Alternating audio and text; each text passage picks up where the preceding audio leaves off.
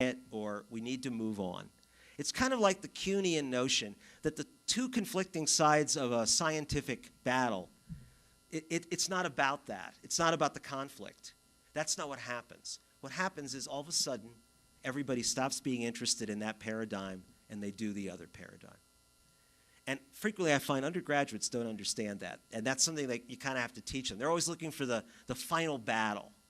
You know, it's sort of like thinking about the debate between Darwin was defended by Huxley, I think it was, at Oxford, where they were debating evolution. And they were, you know, Darwin wouldn't debate anybody. You know, he kind of let other people do it.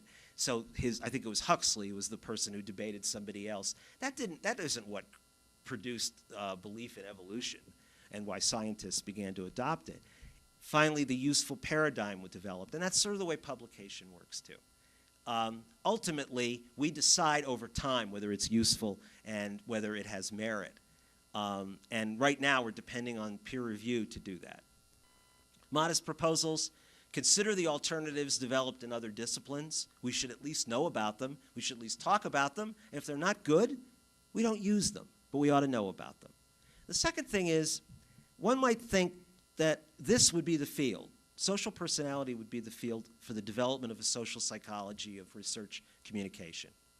First of all, because we have the design savvy, I think, to be able to do studies that will be stronger than the ones that many of the biomedical folks do. I'm not saying their work is completely flawed, it's not, but it could be done better. We just haven't considered that possibility, and I think we should. After all, we created the social psychology of the psychological experiment. It had a lot of impact.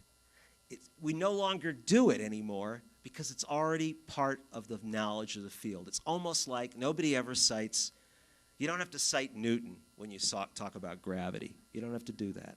Well, it's kind of like the social psychology of the experiment is the same way. You can cite Bob Rosenthal, he'd like you to, but you don't have to. And I want to argue, in this case, we should be considering the development of a social psychology of research communication to evaluate these options. And I would ultimately say this would not be a small, petty exercise, because ultimately social and personality processes are intimately involved in this process. We just have not chosen to open it up. Thank you.